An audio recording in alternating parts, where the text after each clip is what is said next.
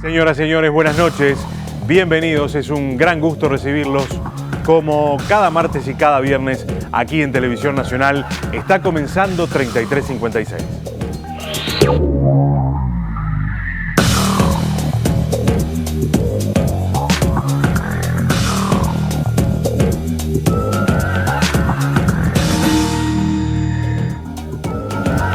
Señores, estamos llegando al tramo final de esta campaña electoral que nos llevará al próximo domingo 27 de octubre, donde se realizará la primera vuelta electoral de este ciclo de elecciones que, como ustedes saben, terminará por allá por el mes de mayo del año que viene. Pero se definen cosas importantes, trascendentes, el domingo 27. Estamos apenas una semana. En una semana estaremos en plena veda electoral. ¿Cómo han sido las campañas de cada uno de los partidos? ¿Cómo han sido los desempeños de los candidatos? ¿Qué se puede esperar en estos últimos días? ¿Qué están diciendo y qué no están diciendo las encuestas? Esos temas van a estar arriba de la mesa aquí en 3356, con una mesa donde nos acompañarán tres politólogos: Daniel Buquet, Daniel Chaschetti y Federico Irazábal. Con ellos vamos a analizar estos asuntos, también porque será muy difícil de obviar el tema de la jornada de hoy. La aparición de una serie de audios que dejan en evidencia algunas conductas bastante reñidas con las buenas prácticas políticas y las buenas prácticas administrativas, ni que hablar con las prácticas vinculadas al relacionamiento que tenemos que tener las personas, tanto en el ámbito público y en el ámbito privado. Me refiero a lo que se conoció hoy vinculado al intendente de Colonia, Carlos Moreira, que irrumpe en la campaña, que probablemente no tenga impactos demasiado significativos, aunque en todo caso con los especialistas que nos acompañan esta noche vamos a conversar también. Hacemos la primera pausa, ya venimos, como les decíamos, con Daniel Chaschetti, con Daniel Buquet y con Federico Irazábal.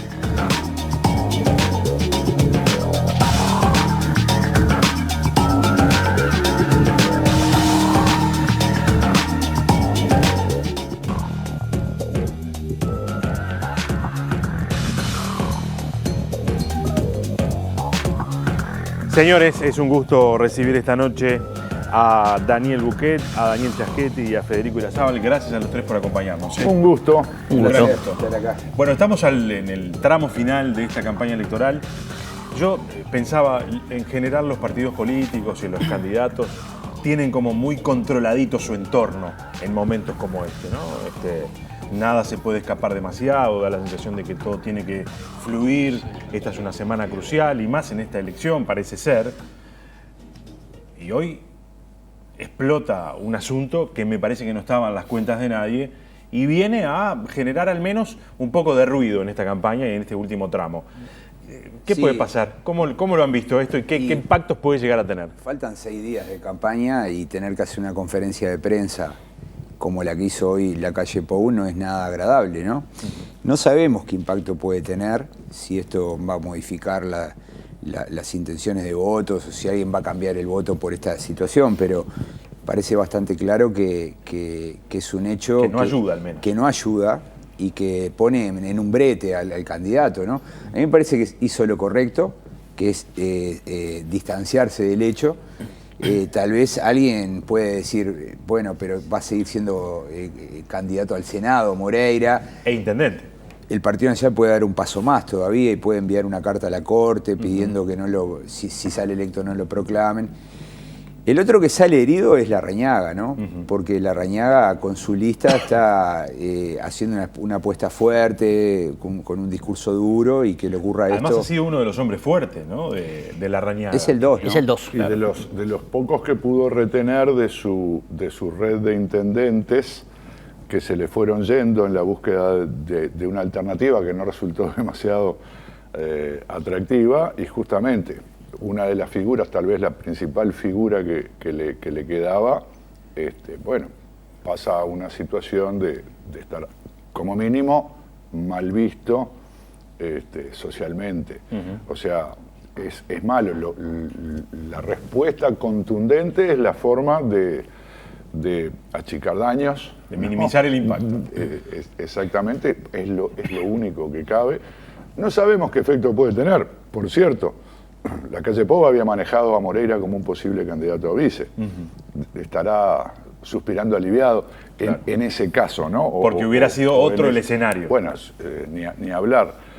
Fíjate vos que los vicepresidentes han sido problemáticos, los candidatos o candidatas a vicepresidente han generado algunos problemas en el caso de la candidata del Frente y del candidato del Partido Colorado, por una cosa o por otra. Ni hablar del vicepresidente del periodo actual que renunció. Entonces, bueno, hubiera sido una verdadera bomba para la fórmula del Partido Nacional, que creo que de esta manera queda inmune, ¿no? Como tal, como forma. Sí, hay que destacar la rápida respuesta, ¿no? Tanto de Alianza Nacional como de la presidenta del directorio del Partido Nacional, de excluir a Moreira y de alguna manera contener ese daño. No lo había hecho de buena manera el Partido Nacional en otros casos donde intendentes aparecieron cuestionados, recuerdo el caso de Bascú, algún otro por ahí, que en definitiva, bueno, Caram igual. Entonces eso me parece que es un buen reflejo, da una buena señal, un buen reflejo, porque esto no es que solamente dañe a Carlos Moreira, daña a Larrañaga, daña al Partido Nacional, daña también a todo el sistema político, ¿no? Es una mácula en el sistema. Creo que en ese momento abona el descrédito que hay cada vez mayor, aparentemente también, acerca de la credibilidad de los políticos y su capacidad para ser intermediarios. Entonces abona un poco la tesis, ¿no? De que, bueno, miren, son estos tipos que son impresentables y qué sé yo, y eso es muy malo.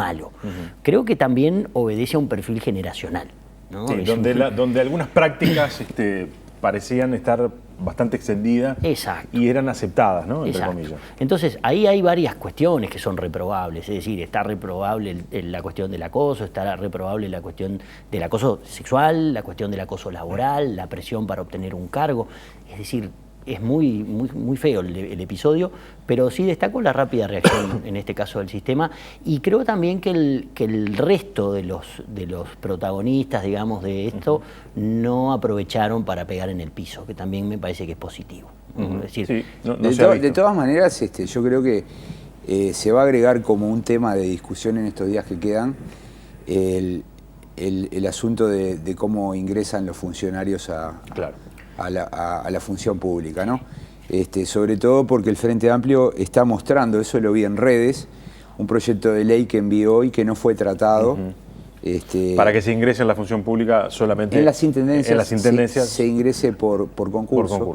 Entonces me parece que el episodio, el hecho, nos muestra el poder que tiene un intendente, ¿no? O sea, de levantar el pulgar o bajarlo para una pasantía que probablemente fuera una persona.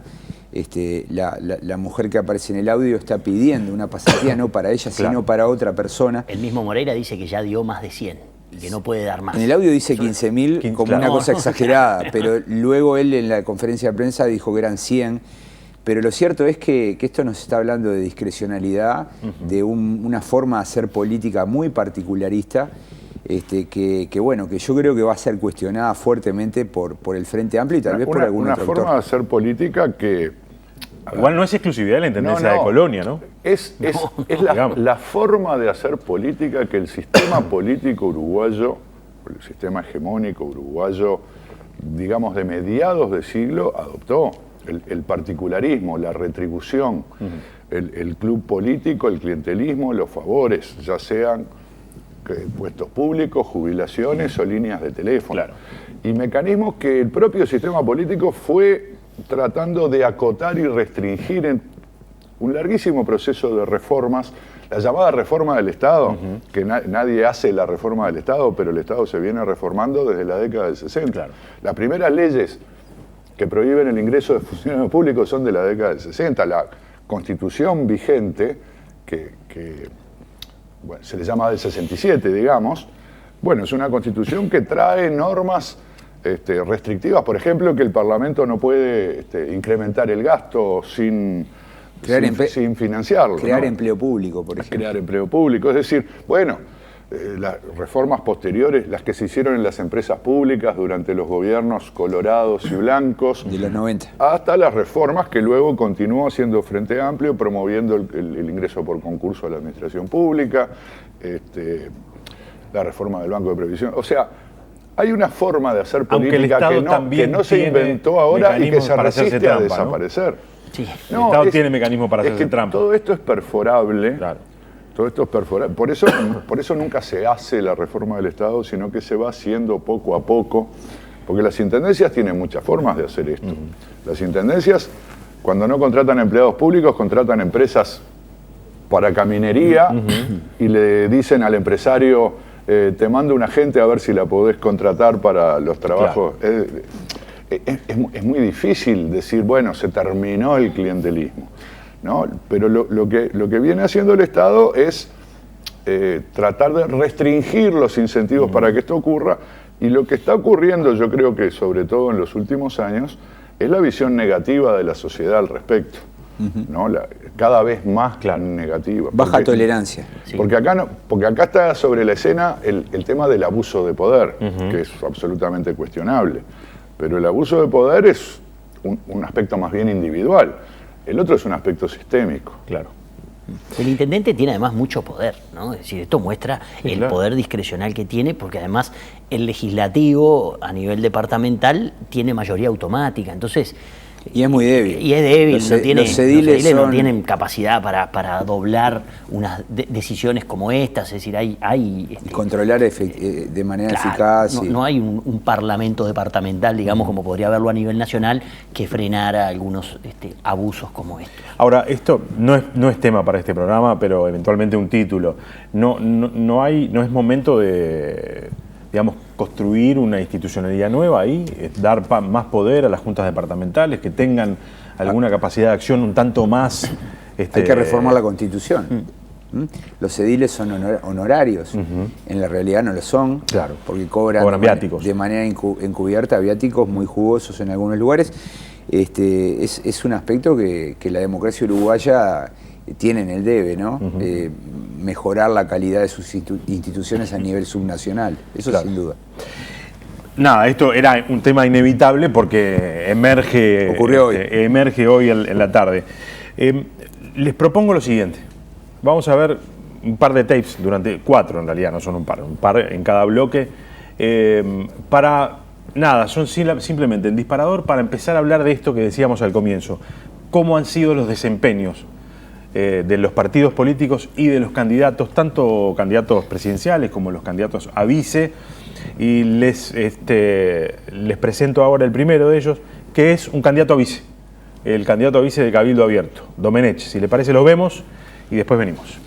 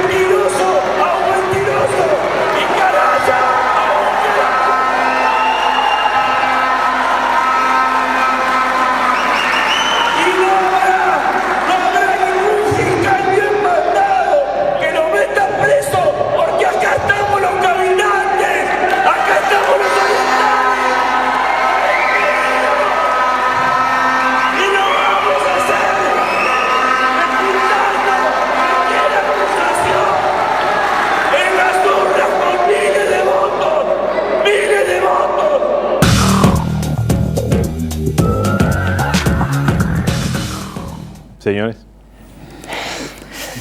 Bueno, se comenta solo, ¿no? A ver, para dar una lectura positiva del asunto, el señor tal vez excedió un poco en el entusiasmo y esto tiene la lectura de algo así como que se piensan oponer a la actuación de la justicia.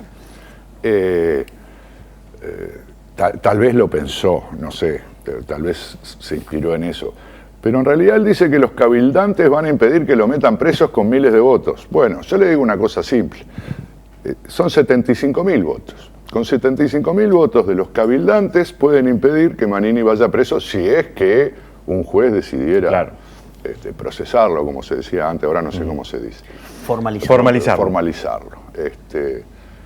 ¿Por qué? Bueno, porque si resulta electo senador adquiere fueros parlamentarios y puede ampararse en los fueros y no ir preso. Claro. Entonces, supongo que el señor Domenech habrá hecho la aclaración adecuada en su momento. No queda claro porque en muchos momentos tienen un discurso muy contra la justicia. Es muy de épica, ¿no? Claro. Los cabildantes, le da como ese rol al partido, esa especie de identidad artiguista que quieren retratar, ¿no? A través del cabildo y esa figura. Sí, y parece ser que además es Dios quien les mandó a Manini Ríos para encarnar ese espíritu artiguista. Es preocupante para la democracia este tipo de discursos. Lean a Sanguinetti, lo dijo Sanguinetti, ¿no? Este tipo de situaciones son preocupantes porque en realidad no se puede hablar así de los fiscales, no se puede aplaudir un día a la justicia y el otro día criticarla. Hemos sido durísimos con el Frente Amplio, con el Partido Nacional, y acá no podemos tener un doble rasero, ¿no? Esto está muy mal. El enfoque de Domenech no es bueno para la democracia y los demás actores deberían llamarle la atención. A mí me preocupa mucho que por querer construir una coalición no se hable de esto, y es lo que estoy viendo de los eventuales socios, ¿no? Claro. El Partido Nacional está callado, porque, claro, dice, vamos a armar la coalición, y para armar una coalición no podemos generar un conflicto, pero acá hay un problema que tiene que ver con el régimen político, ¿no? Están pasando líneas que no está bien, ¿no? Ahora, no me refiero a lo de Dios, lo de Dios es un problema de interpretación, me hace acordar a Bolsonaro, pero... Claro. Cualquiera puede hablar de Dios y me estoy refiriendo a cómo está tratando a la justicia, al papel de la fiscalía y a esta idea de que si un fiscal lo formaliza, ellos lo van a impedir. Y al sistema político, porque también dice, ¿no? Es el único que le dio para decirle mentiroso o mentiroso, es decir, cómo reivindica una manera... Refiriéndose nada más ni nada menos que al presidente de la República. ¿no? Reivindica una manera diferente de hacer política, ¿no? Muy desde abajo, desde la gente, llamando a los votos, llamando a impedir que lo metan preso. A ver, yo en realidad, más el discurso de Cabildo Abierto, más allá de que este señor Domenech tiene notoriamente una visión bastante primitiva y ultraconservadora, Manini luce, creo que es más por su aspecto militar y su forma militar de expresarse, luce conservador. Pero su discurso es muy cuidadoso, salvo cuando se mete en este asunto. Sí. No fue cuidadoso cuando fue comandante en jefe. No. En todo caso, si hay que criticar a Manini, no hay que criticarlo, o yo no encuentro críticas por su actuación como candidato, sino por su actuación como comandante en jefe, excediéndose mucho más allá de las funciones, siendo penalizado por los excesos que cometía. Ahora algunos se quejan de que la web de Presidencia publicó no sé qué, bueno, está bien que se quejen. Y Manini... publicó en la web del Ejército. Manini publicó, habiendo sido destituido, transmitió el mensaje original de su campaña electoral. Yo creo que eso es negativo porque eso es no respetar las investiduras, las instituciones. Después se ha mostrado cuidadoso en ese sentido. Manini, Domenech, y supongo yo que muchos, o tal vez la mayoría de los miembros de Cabildo Abierto, yo creo que le deben una explicación, o deberían plantear una explicación al electorado sobre qué piensan ellos de la dictadura uruguaya, de la dictadura y de los crímenes cometidos por la dictadura. Porque yo lo que veo es una visión complaciente, obviamente no les gusta hablar del asunto. No. Bueno, las actitudes que ha tenido el propio Manini en las investigaciones, el Tribunal de Honor, algunos integrantes de Cabildo Abierto con vinculaciones muy estrechas con el periodo de la represión. Y por último, quiero decir, Sanguinetti, que tal vez mostró del espectro opositor, yo por lo menos es el único que escuché marcando con fuerza distancia sobre esta afirmación. Quiero decir que más allá de lo que piense Sanguinetti, es su principal competidor. Claro. Es la fuga de votos del Foro Ballista, en fin, de los votos colorados conservadores se están fugando para ese sector. Y entonces está bien, espero que Sanguinetti lo piense y además sé que Sanguinetti tiene convicciones democráticas, a diferencia de Manini y de Domenech, pero en realidad le está diciendo lo que le conviene decir. Claro. Está criticando al que se le está llevando los votos. A ver si podemos avanzar con otro partido y otros candidatos. La interna fue un proceso extremadamente exitoso para Talvi. Digamos, de ser un perfecto desconocido, termina ganando una interna a nada más ni nada menos que a un 2 veces presidente de la República, que venía a darle y a inyectarle fuerza al Partido Colorado. Parece ser que ese fenómeno se frenó inmediatamente después de la interna. Vamos a escuchar a Talvi y después venimos a hablar de este candidato.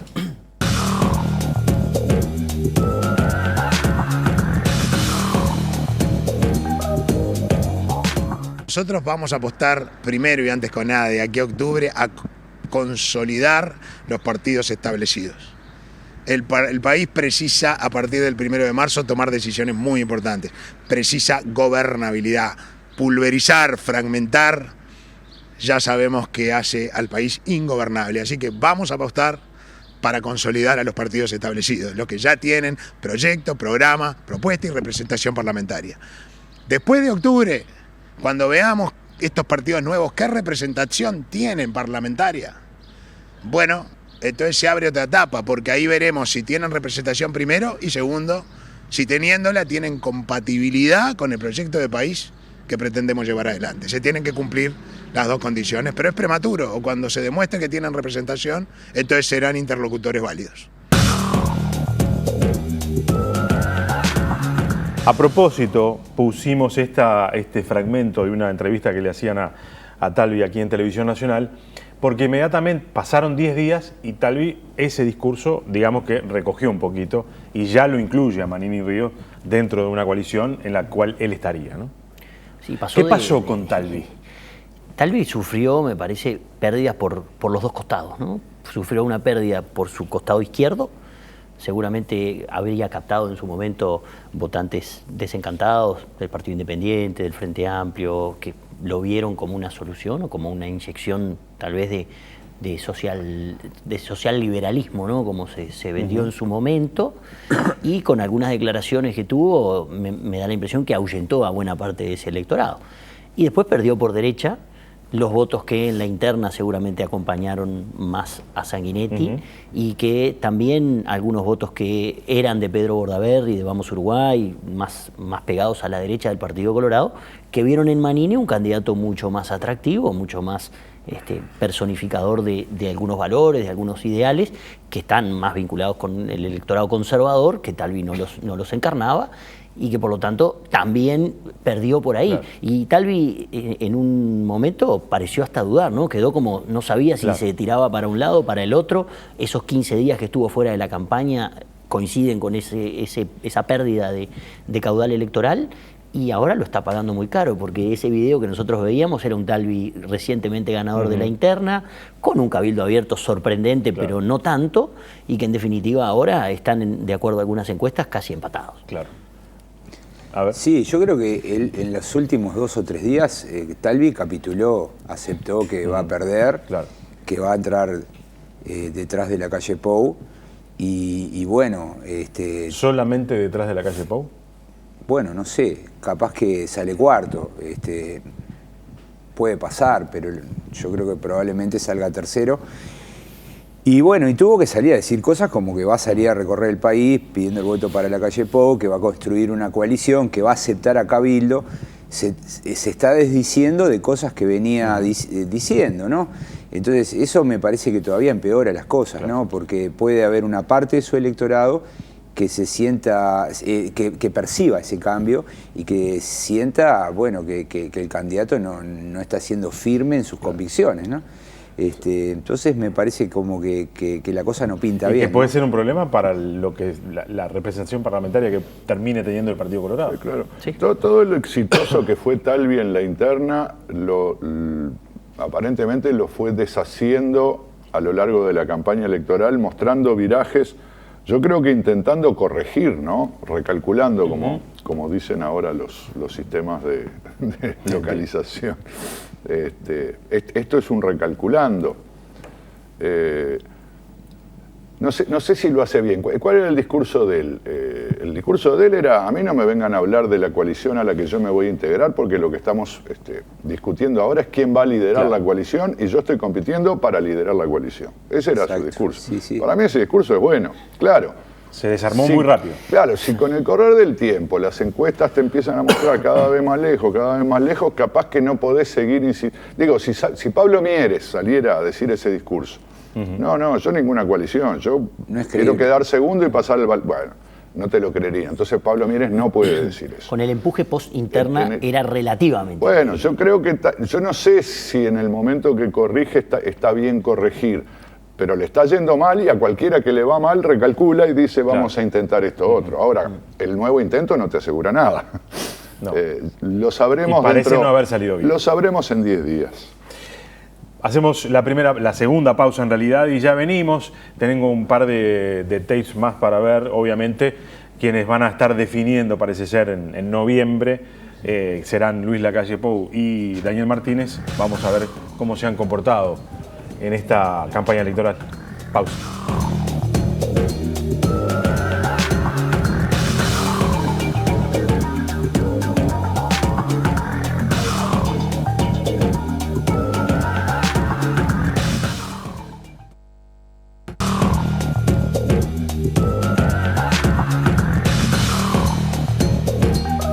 Señores, seguimos. Y bueno, estamos viendo, intentando analizar cómo han sido las trayectorias de estas campañas, los desempeños de los candidatos. Estuvo hace una semana atrás en el PIT-CNT, estuvieron los tres candidatos, Talvi, Lacalle y Martínez. Vamos a ver un fragmento de la presentación de Lacalle allí en el PIT-CNT.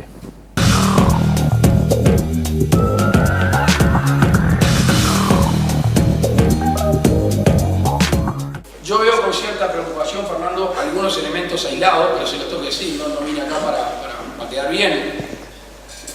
Veo en algunos lugares el insistir con algunas medidas sindicales que yo no comparto, porque están de alguna manera amputando la posibilidad de trabajar a la mayoría de trabajadores de esa empresa que quiere trabajar. O sea, no es lógico una ocupación en la cual hay 20 que no quieren laburar y hay 200 que quieren trabajar. Algunos de ustedes se acordarán de la empresa Coltirrey, la tripería. Estoy hablando cuando Bonomi era ministro de Trabajo, o sea que ya... Allí los que ocupaban eran 20, los que querían trabajar eran 200. A mí me llamaban compañeros de Los Cerrillos que trabajaban ahí desesperados porque querían trabajar. Y por eso las medidas sindicales, casi todas compartibles, salvo la que ya saben que ahora les voy a contar que no comparto, obviamente que son medidas legítimas y es un derecho, la huelga es un derecho, justamente porque muchas veces es la reacción que tienen los trabajadores ante determinados incumplimientos y a veces a menores, pero también abusos. Lo que nosotros no creemos, no comparto, es que la ocupación vulnere derechos individuales, el derecho al trabajo y el derecho a la propiedad. Y esos son los límites que nosotros claramente hemos establecido. Bueno, nada, este fue un escalón apenas de la campaña, la presencia de Lacalle ahí en el PIT-CNT. ¿Cómo han visto el desempeño en esta segunda campaña electoral de Lacalle de cara a la presidencia? No, comparado con el de hace 5 años, infinitamente mejor. Haber ido a la sede del PIT-CNT está indicando que Lacalle tiene un plan, lo está cumpliendo correctamente. La campaña publicitaria ha sido muy buena, y yo creo que, salvo el spot que salió en blanco y negro, que es como un quiebre en la campaña, el resto ha sido todo como muy planificado, y bueno, me parece que es Vos hablabas de una bala de plata para la segunda ronda. Claro, comentando con algunos colegas, pensábamos que, bueno, que el mes de noviembre va a arrancar fuerte, duro, y que la publicidad negativa iba a estar en la primera semana. Normalmente pasa eso. Claro. Pero bueno, fue como que se adelantó, y yo creo que eso tiene que ver un poco con las encuestas, ¿no? El Partido Nacional, fíjate que está en una contradicción. La calle Pou puede ser presidente, pero va a tener menos votos que hace 5 años. Entonces el Partido Nacional tiene que evitar eso, entonces tiene que ser más fuerte, porque a la hora de construir la coalición, cuanto más equilibrados estén los partidos que le integren, claro, más cara va a ser esa coalición, ¿no? Claro. Es que ese es un gran tema, porque el electorado uruguayo, yo creo que esta elección es algo así como la demostración. Le costó un poco entender que el sistema de balotaje te permite votar al que se te cante en la primera vuelta, ¿no? Porque no se decide la elección en ese momento. Y no cambia nada que vos votes, no, el que le puede ganar a Martínez es la calle Pou, entonces hay que votarlo. No, hay que votarlo en la segunda vuelta. Para ganarle a Martínez, votá a cualquier otro que no sea Martínez, si es que te gusta más que la calle Pou. Bueno, Mieres hace tiempo que hace publicidad, no en esta elección, ¿no? Diciendo esta es una elección legislativa. Yo creo que la gente está como aprendiendo. También Novik hizo publicidad. Bueno, es decir, la gente viene con la inercia del sistema anterior, del voto útil, gana el que tiene más votos, entonces hay que concentrar la votación en el primero y el que le puede ganar al primero. Pero bueno, el sistema ahora cambió, no es así, y la gente lo aprende, y entonces se ve que la gente, bueno, cambia de partido, ¿por qué no a por qué no a este otro? Ahora, para la calle Pou es un problema, porque, como decía Chaschetti, liderar una coalición con el 22%, digo 22% porque alguna encuesta le ha dado el 22%, supongo yo que va a votar bastante por encima de eso. Bueno, sería realmente una situación muy incómoda, ¿no?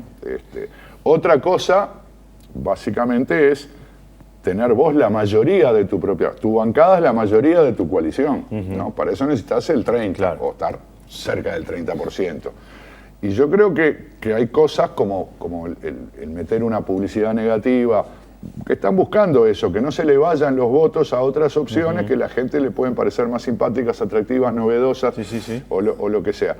Y la calle Pou lo que muestra, creo que su campaña es toda muy cuidadosa, toda muy pensada. Y esta capacidad de ir a reunirse con el PIT-CNT, no nos olvidemos que se reunió con familiares, creo que fue ayer. Es decir, es una persona que dialoga no solo con los amigos, dialoga con todo el espectro, y dialoga no es, digamos, no es un alcahuete tampoco. No. Va y dice con firmeza. Y banca. Dice, bueno, acá tenemos esta diferencia.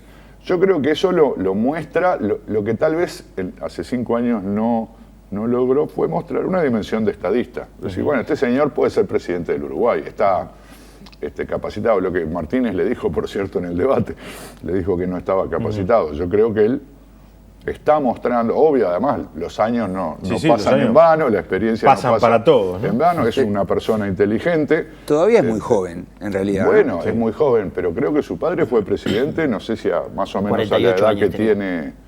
Sí, 48. Es más joven que su padre cuando fue presidente. Sí, un par de años. Sí, un par de años.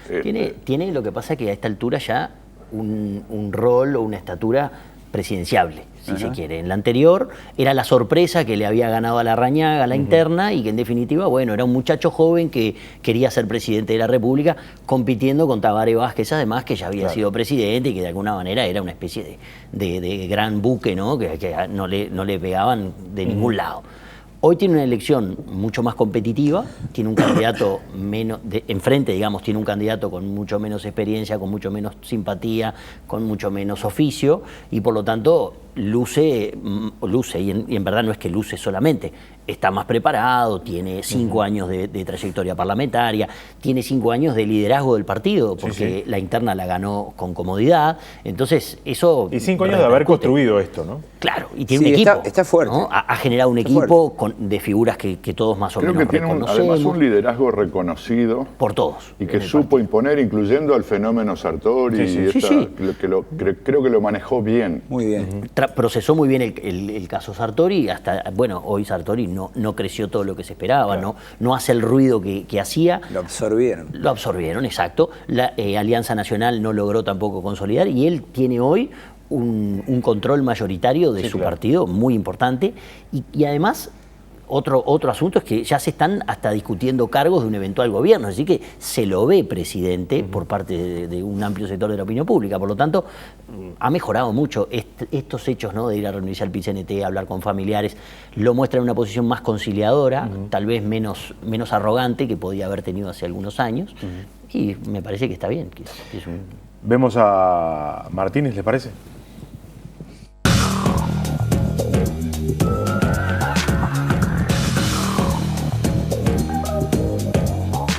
Quiero dirigirme especialmente a los jóvenes que votan por primera vez el 27 de octubre. Afortunadamente, ellos les ha tocado vivir un Uruguay muy distinto que el de sus padres. Sus padres tuvieron que sufrir un Uruguay diferente. Un Uruguay donde recordábamos 4 de cada 10 personas vivían en la pobreza. Un Uruguay donde al ir a un hospital había que llevarse las sábanas. Un Uruguay donde la policía, más que uniformes, tenía harapos y tenía que comprarse las balas. Un Uruguay donde muchos niños y niñas para comer tenían que ir a la olla popular del barrio. Yo no quiero que esto vuelva a pasar. No quiero que retrocedamos en los logros, porque cada logro ha significado el esfuerzo de generaciones de uruguayos y uruguayas. Por eso yo no pido que me voten a mí. Pido que voten un proyecto político que ante todo ha tenido a la gente en el centro de los desvelos. Hechos y no palabras. Es muy ilustrativa esa última frase de Martínez, ¿no? No pido que me voten a mí, y eso muestra que él en realidad es un candidato débil, en cierta forma, ¿no? El candidato es el Frente Amplio, ¿no? Martínez no es el candidato en este caso.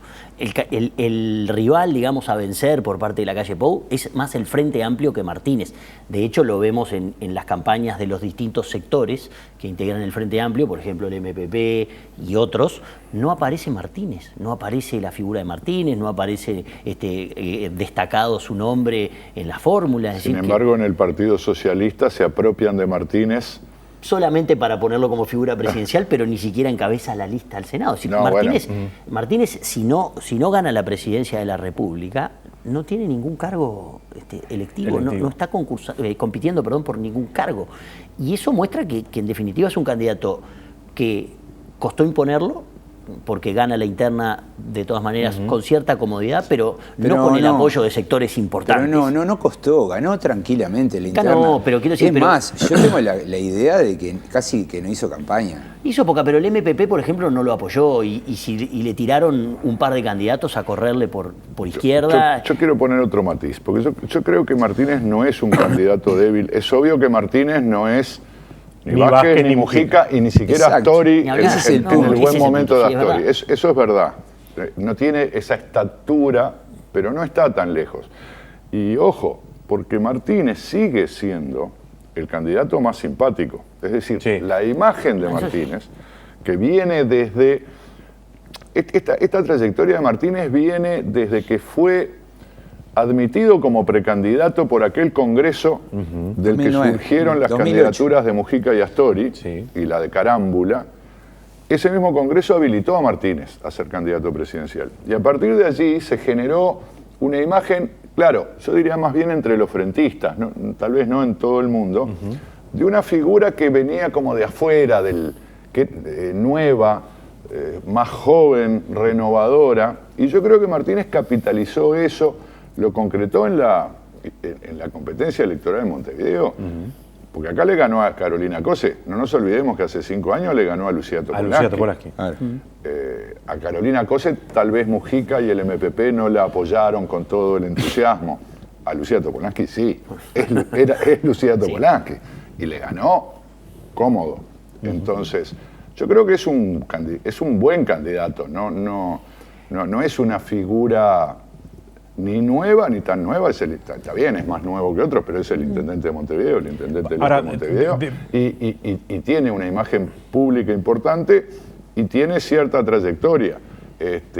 Yo creo que, para redondear esta idea, que no me voten a mí, voten un proyecto que lo cierra con el eslogan, este latiguillo de hechos, no palabras, es para marcar la esencia de su discurso. Su discurso es, miren lo que hicimos, en ese caso estaba diciendo además, miren lo que había antes, tal vez un poco exagerado, pero era, miren lo que había antes, miren lo que hicimos nosotros. Es el candidato de los 15 años. Este es el otro que está compitiendo, les está hablando, puras palabras, lo mío, lo nuestro son hechos. Creo que ese es el sentido del discurso, más allá de apoyarse en el Frente Amplio, que tal vez, digamos, su prestigio, su adhesión exceda a la figura del candidato. La segunda vuelta nos va a mostrar a ver si Martínez es un candidato fuerte o débil, porque en la segunda vuelta es fórmula contra fórmula y ya la persona pesa mucho, ¿no? La figura. Yo creo que Martínez tiene atributos muy buenos y tiene algunos que no son tan buenos. Tiene algunas dificultades en las entrevistas, con Gabriel Pereira, con Ignacio Álvarez, hizo entrevistas complicadas. Me da la impresión como que la calle Pou tiene mucho más aplomo y creo que son cosas que tiene que corregir. Va a haber otro debate. Tiene más dominio escénico la calle, ¿no? Sí. Tal vez porque es parlamentario desde hace 15 años, a veces por condiciones naturales. Uno es un abogado, otro es un ingeniero. Se enreda bastante Martínez, ¿no? Son en esas distintas entrevistas como que tropieza y a medida que va tropezando se va como enojando, ¿no? Pasa eso. Entonces como candidato tiene que corregir cosas, pero desde mi perspectiva tiene casi que la misma chance que la calle Pou de ser electo. O sea, hoy las cosas están muy peleadas, muy reñidas y en ese sentido la debilidad o la fortaleza no se puede definir si no es con el resultado. Pero Martínez está más apoyado en la marca, digamos, en el partido, en el Frente Amplio, que lo que la calle está en el Partido Nacional. Bueno, sí, claro. El Frente Amplio es el partido más grande del sistema. Por eso, entonces, la calle Pou tiene un partido más pequeño y está apelando a una coalición. O sea, son estrategias diferentes. Son distintas, por supuesto, pero a mí lo que sí le marco como una debilidad a Martínez, que primero, no es un candidato con una unanimidad tan grande dentro del Frente, ¿no? De hecho, no encabeza ninguna lista, no va en ninguna lista al Senado ni a nada, y ha tenido otros que le han competido en la interna, por ejemplo el caso de Vergara, que han tenido un crecimiento importante en apoyo a listas al Senado, es decir, se ha consolidado mucho la candidatura de Vergara, por ejemplo, la candidatura de Andrade o la figura de Andrade. Si lo que vos querés decir es que la figura de Martínez no tiene un liderazgo, no se ubicó al frente del frente, valga la redundancia en este caso, para decirlo con un ejemplo, si Martínez pierde esta elección presidencial, nada te asegura que vaya a ser el candidato del frente dentro de 5 años. Pero eso vale para la calle Pou. Si la calle Pou pierde esta elección, ¿vos me asegurás que dentro de 5 años va a ser candidato? Bueno, la calle perdió la anterior y en esta sí fue candidato otra vez. Habría perdido 2 veces. Bueno, pero no lo puedo asegurar. No es seguro porque la calle es el líder de una fracción del Partido Nacional y va a ser desafiado por la otra. Pasa que Martínez no es líder de su fracción tampoco. Es la historia de los partidos. Los partidos funcionan así. No tiene una fracción. No tiene una fracción, pero tampoco es líder del partido. Porque en el partido de Martínez, digamos... La fracción a la que él pertenece. Hubo una revolución. Y de hecho muchos de sus más cercanos colegas progresistas fueron con Álvaro García. Entonces, se quedó sin fracción, eso es verdad. Pero los partidos uruguayos no tienen un jefe como los europeos, un jefe de partido. Lo que hay son jefes de sectores. En el Frente Amplio han pasado cosas así como que Tabaré Vázquez tampoco era el líder de ningún sector en particular y sin embargo ejercía el liderazgo, Sereñi tampoco. Martínez me parece que bueno, tiene esos desafíos. Tal vez pierda y dentro de 3 o 4 años nadie se acuerda de Martínez. Capaz que gana y desde el poder termina construyendo... Tal vez pierda y se presente como candidato a intendente. Bueno, también tiene esa alternativa. Claro, tiene esa alternativa, ¿no? Tiene esa alternativa. Queda una semana. He escuchado algunos análisis de colegas de ustedes que dicen, bueno, hoy el electorado se está comportando de manera extraña, no estamos sabiéndolo leer demasiado, y la gente mucha gente va a elegir su voto el domingo que viene. Yo no acepto que un encuestador me dé ese argumento, ¿viste? Porque fui encuestador. Tenemos que tratar de imaginarnos o de deducir cómo va a hacer esto, ¿no? Y yo me imagino un escenario donde el Frente Amplio va a estar por encima del 40%, el Partido Nacional por encima del 25%, y ese va a ser el orden, y Martínez y Lacalle Pou van a pasar a segunda vuelta. Hay una línea ahí que es casi matemática, que tiene que ver con lo que el Frente Amplio recupera en segunda vuelta, pero también con el tema de cómo se distribuyen las bancas, que es más o menos 43-44. Si el Frente Amplio llega a esa línea, se vuelve favorito en segunda vuelta. Claro. Si no llega a esa línea, bueno, el favorito me parece que pasa a ser Lacalle Pou. Sí, está bien. Yo creo que hay... Bien, Buquet, gracias. Yo creo que hay dos formas de ver las encuestas. Una es mirar lo que llaman los estimadores de voto de cada partido que publica una empresa y pensar si ese número es el número que va a ocurrir en la realidad. Bueno, eso no va a ocurrir, en ningún caso. Claro. No va a ser ese número. Ahora, la otra forma de mirar las encuestas es decir, mirá, podemos estar seguros de algunas cosas. Porque las encuestas no son disparatadas. No. Está bien, tienen resultados diversos, y no solo diversos entre empresas, sino que la misma empresa publica consecutivamente números que cambian más de lo que antes cambiaban. Pero lo que dijo Chaschetti lo sabemos. También, es decir, no sabemos si el Frente Amplio va a estar cerca del 45 y transformarse en favorito, o va a estar más cerca del 40 y entonces ahí el favorito va a ser Lacalle Pou. No sabemos qué tan cerca de 30 va a estar el Partido Nacional, pero sabemos que son el primero y el segundo en ese orden. Después ahora se generó cierta incertidumbre porque viene cayendo el Partido Colorado y creciendo Cabildo. Ahí hay más incertidumbre, ¿por qué?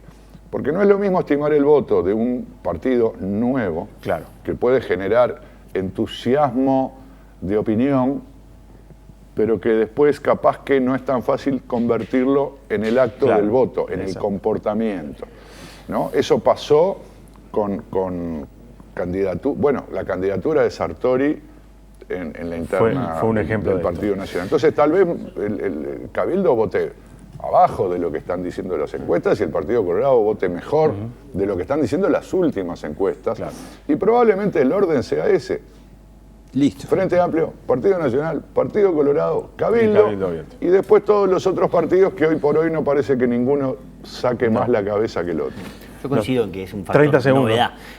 Lo que sí creo es que las encuestas son buenas al día de hoy para estimar tendencias, para estimar posiciones dentro de la elección, pero no para ajustar detalles y cifras exactas. Le pedimos demasiado, me parece, en ese sentido. Difieren mucho de acuerdo al método además que emplean o a la forma que están empleando, y por lo tanto tenemos que dejar de pensar en esto como una carrera de caballos y ver cuál sale y qué no sé qué.